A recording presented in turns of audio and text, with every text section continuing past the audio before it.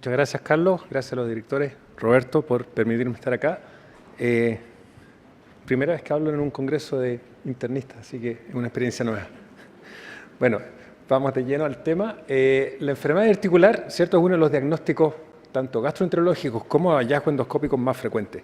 Y pensábamos que teníamos claro la etiopatogenia. De hecho, sabemos más o menos dónde salen los divertículos, cuáles son las zonas de menor resistencia en la pared. Y tenemos varias teorías propuestas de por qué salen, pero actualmente asumimos que la etiopatogenia es multifactorial y no está plenamente entendida.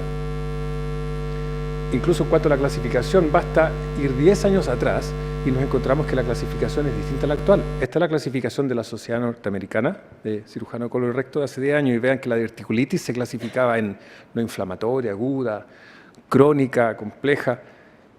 Y actualmente aceptamos otra cosa. Actualmente nosotros tenemos que la diverticulosis sintomática básicamente tiene 3 vertientes, ¿verdad? La diverticulitis, la enfermedad articular sintomática no complicada y la colitis segmentaria asociada a divertículos.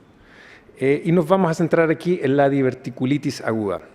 Solo como recordatorio, nosotros hablamos de no complicada cuando es básicamente inflamación, flegmones, y de complicada cuando se agrega algún absceso, fístula, obstrucción o perforación libre. Y algo que todavía está en intermedios cuando vemos burbujas en los escáneres, burbujas tanto sea locales como resto. No sabemos todavía dónde clasificar esas, así que esto está en evolución actualmente. La diverticulitis, que va a ser el tema de hoy, es la complicación más frecuente, ¿cierto?, cuando se complica la enfermedad articular. Y ocurre entre un 4 a 25%, depende de qué serie uno lea.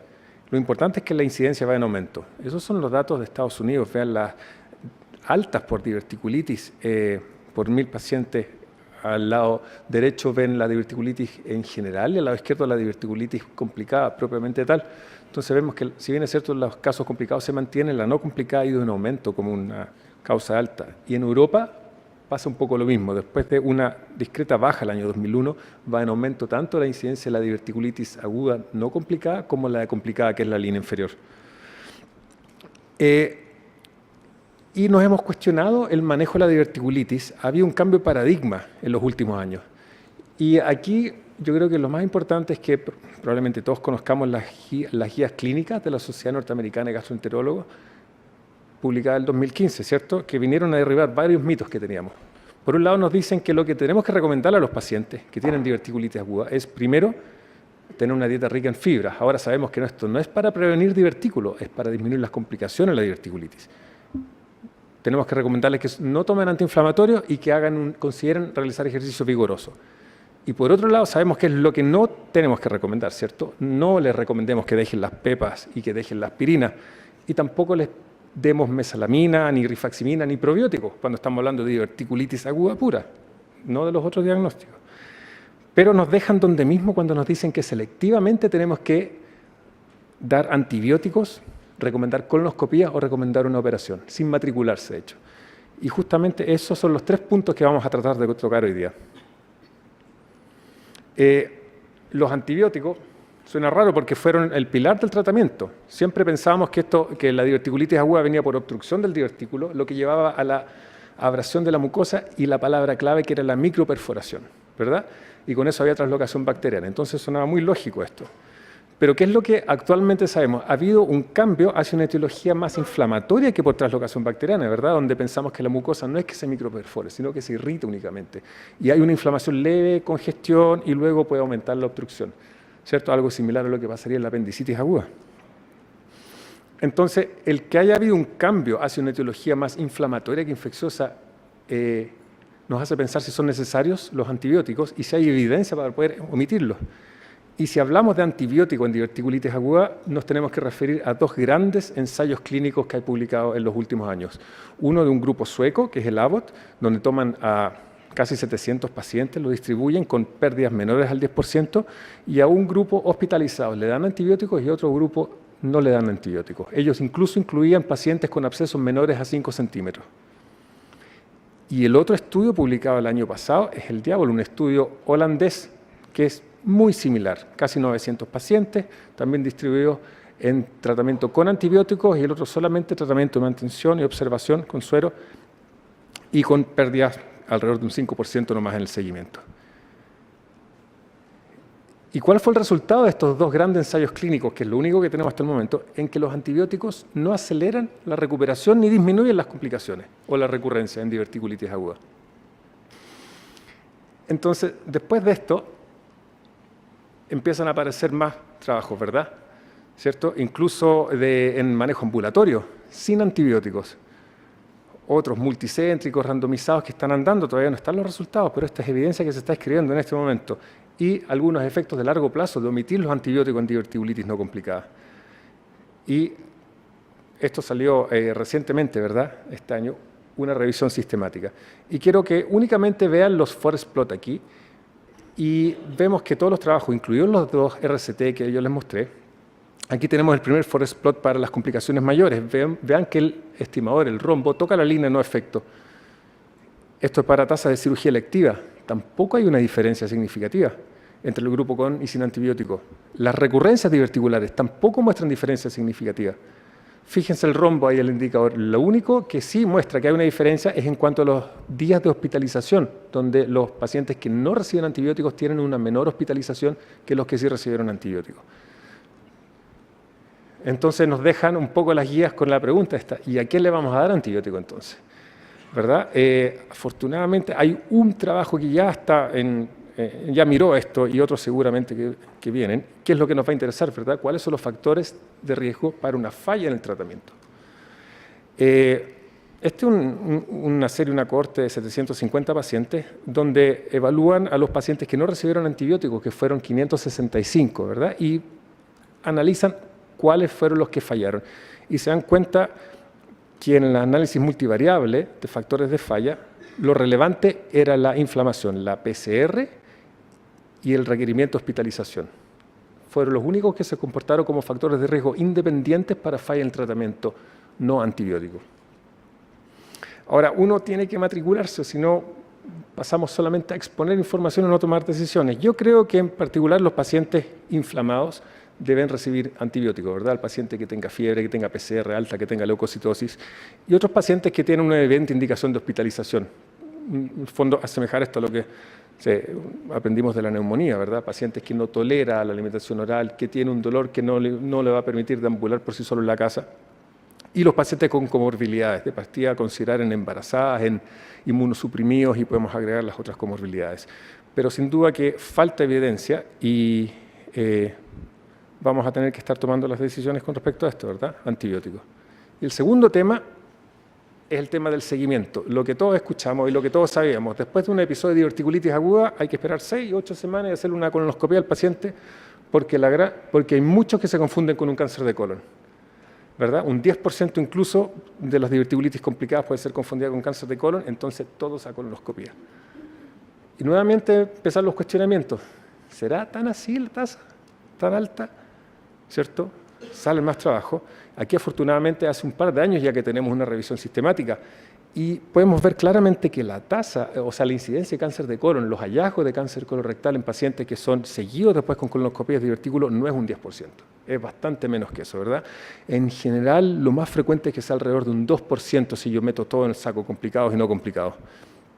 Aquí hay trabajo reciente del año pasado donde también tenemos una población con edad promedio de 58, 60 años, y vean el hallazgo de pólipos, el hallazgo de cáncer en diverticulitis no complicada era solamente un 0,5%, y en diverticulitis complicada aumenta 10 veces, hasta 5%. Y estos mismos estudios, o sea, estos mismos hallazgos se han ido extrapolando y lo han ido viendo otra evidencia, ¿cierto? Esto recientemente publicado está en línea nomás. Y vemos que la tasa de cáncer, el hallazgo de cáncer solamente fue en un 1,5%. Y lo interesante acá es que al lado derecho del flujograma ustedes van a ver pacientes que se perdieron de seguimiento, que decidieron no realizar la colonoscopia. Solamente 2 de esos 92 pacientes volvieron con un cáncer en su seguimiento, lo que nos da una tasa también del 2%. Y en el cuadrado que está resaltado ustedes pueden ver que un factor en común que tenían era que todos tenían más de 50 años, ¿verdad? 70, 80, 60 años los dos. El año 2014, June estableció un modelo como factores de riesgo para encontrar cáncer después de haber tenido un episodio de diverticulitis. Y encontró que lo único que se comportaba como un factor independiente era la edad, con un odds ratio de 9. Entonces, si el paciente tenía más de 50 años, el riesgo de tener un cáncer era mucho mayor que si tenía menos de 50 años. Interesante en este trabajo que no encontró que la complicación se comportara como eso. Entonces, en cuanto al seguimiento, ¿qué sabemos de verdad? Que la incidencia real no es de un 10%, más bien está alrededor de un 2%, un poco menos si es no complicado y un poco más si son complicados, ¿verdad? Pero sin duda que esto es totalmente distinto que la incidencia de la población general. Eso no lo podemos desconocer. Es alrededor de 10 veces mayor a la incidencia a los hallazgos de cáncer colorectal de la población general. ¿Y qué tienen en común estos pacientes? En general tienen más de 50 años y la mayoría de los trabajos encuentra que cuando hay diverticulitis complicada hay una mayor probabilidad de encontrar cáncer. Entonces yo creo que si está complicado hay que seguirlo. Si tiene más de 50 años su riesgo está muy elevado con respecto a la población normal y hay que seguirlo. La duda está en pacientes más jóvenes y aquí es donde la recomendación hace sentido de la sociedad de verlo caso a caso. Si tenemos una imagen de buena calidad ya no corre eso de que el escáner no logre diferenciarlo. Actualmente los escáneres, es raro que un radiólogo especialista se equivoque en eso.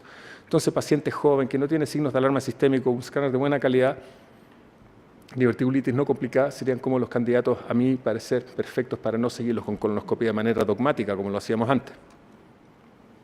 Y en cuanto a la indicación quirúrgica, también han cambiado las cosas, ¿verdad? Siempre dijimos antes que esperábamos 2 episodios de diverticulitis aguda y después operábamos al paciente. O si tenía un episodio complicado o si era un paciente joven, porque la probabilidad de tener una diverticulitis, una recurrencia era muy alta. Y pensábamos que iban a tener consecuencias catastróficas si seguía teniendo recurrencia, ¿verdad? Que los pacientes iban a tener peritonitis, fecaloidia, iban a terminar con un Harman y ostomizados para el resto de su vida, si dejábamos que tuvieran un tercer episodio.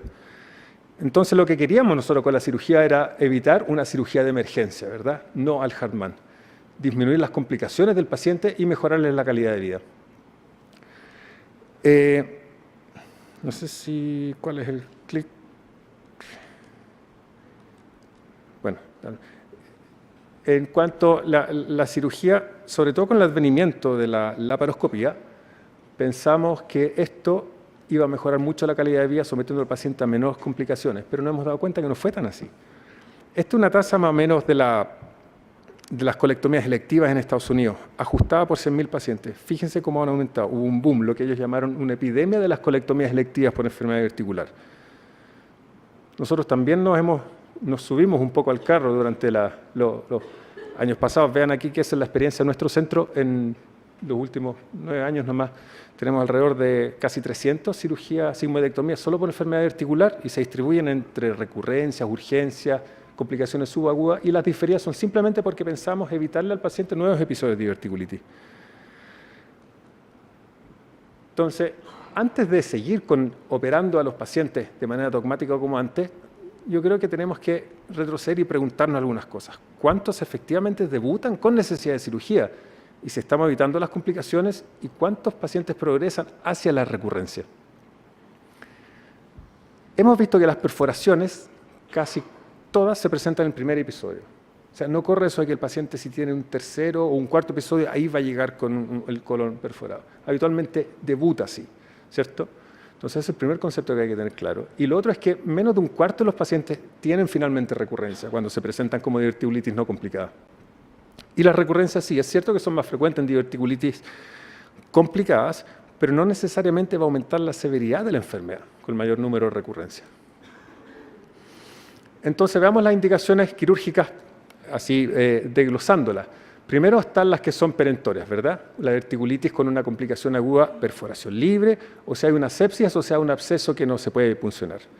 Y luego las complicaciones subagudas también, como la fístula, estenosis, imposibilidad de descartar neoplasia. Esto nadie va a discutir que ese paciente debe operarse de urgencia. Así se ve una peritonitis, ¿verdad? Una rotura libre de un absceso, probablemente, porque es una peripurulenta. Entonces, estos pacientes nosotros los operamos de entrada, no lo vamos a discutir. Y también hay pacientes que presentan donde vemos la perforación del colon. Pero se fijan ustedes que se ve que sale pus ahí, no hay deposición, entonces normalmente estas son perforaciones contenidas, abscesos intramurales o abscesos contenidos por el meso que se perforan y dan cabida a una peritonitis purulenta.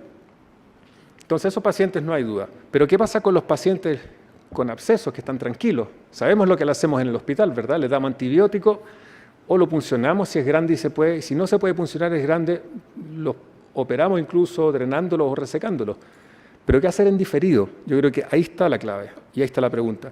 Y les quiero comentar un caso de un paciente mío que justo me tocó hacer la colonoscopia el viernes. Vean que en la pelvis eso no es la vejiga, es un absceso diverticular. Y está metido por ahí abajo, entonces no se podía pinchar. Pero la paciente anduvo perfecto con antibióticos, se fue para la casa y volvió, y el viernes pasado me tocó hacer la colonoscopia. Y esos son los hallazgos. Y el resto del colon está así. Entonces ahí viene la pregunta, ¿esta paciente la tengo que operar porque si no algo terrible le va a ocurrir? Nos da para pensar, ¿verdad? Hay un metaanálisis que nos muestra la recurrencia después de abscesos tratados de manera satisfactoria. Y si bien es cierto, los pacientes recurren a una tasa de recurrencia alrededor del 35% y la mayoría terminan operados, pero estas operaciones, pensemos que esto todavía viene de hace un par de años, entonces se operaban de manera programada estos pacientes. Cuando se hacen metaanálisis no hay una clara ventaja sobre la cirugía electiva, o sea, de la cirugía electiva por sobre la observación nomás.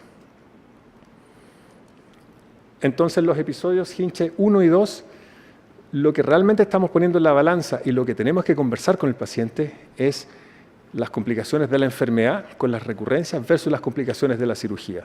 Porque querámoslo o no, hay complicaciones, hay filtraciones, hay complicaciones tipo cutáneas por el hecho de estar hospitalizado, y la cirugía laparoscópica no se asocia a menos complicaciones, tiene una recuperación y reintegración laboral más precoz, pero no olvidemos que las complicaciones siguen siendo las mismas. La anastomosis que hace es exactamente lo mismo. Ahora, en cuanto a las recurrencias, porque es el tercer grupo donde tenemos que considerar operar, el paciente que hace más episodios de repetición. Este estudio de Hall, el 2011, analiza 670 pacientes y un 10% tienen diverticulitis complicada. Y yo creo que lo importante, fíjense los gráficos en las curvas, esa es la sobrevida libre de recurrencia. Sí, tiene una recurrencia global, todo el grupo de alrededor de 36%. Pero ¿qué pasa cuando yo la despejo por las recurrencias complicadas? La sobrevida libre de recurrencia complicada, medida a 10 años, es muy buena. Entonces tenemos que dejar de lado ese mito de que el paciente cuando empieza a tener enfermedad recurrente, esa enfermedad es más grave. Esa enfermedad es igual que cuando se presenta la primera vez. ¿Y qué factores se asocian a la recurrencia? Estos son los factores que ellos han identificado, ¿verdad? Abscesos retroperitoneales, enfermedad, o sea, historia familiar, no hay mucho que hacer ahí. Que sea un segmento largo, eso lo voy a ver en el escáner. Y claro, los casos raros de diverticulitis al lado derecho actúan como factor protector de recurrencia, eso lo teníamos un poco claro. Entonces, hace sentido cuando realmente vemos cuál es la evolución de estos pacientes, la recomendación de las guías clínicas, ¿cierto? Que dicen que hay que individualizar la indicación quirúrgica en cuanto a edad, comorbilidad, severidad, frecuencia y persistencia. Porque en el fondo lo que estamos tratando de hacer es mejorarle la calidad de vida al paciente. Pero ya que sabemos que el paciente no va a sufrir episodios cada vez más graves y más severos, tenemos que poner y ser muy juiciosos en poner eso en la balanza versus el riesgo de una complicación, ¿verdad? Y esa es la decisión final individualizada, de aceptar el riesgo de la enfermedad versus el riesgo de las complicaciones de una cirugía preventiva, en el contexto que sabemos que las recurrencias no son tantas como sabíamos antes, no hay tanto cáncer involucrado y no tienden a ser más severas. Entonces, quedamos un poco donde mismo, pero ahora entendemos quizás, a mí me pasa, por qué la recomendación es selectiva y tenemos que verlo caso a caso, los antibióticos, colonoscopía y cirugía. Muchas gracias.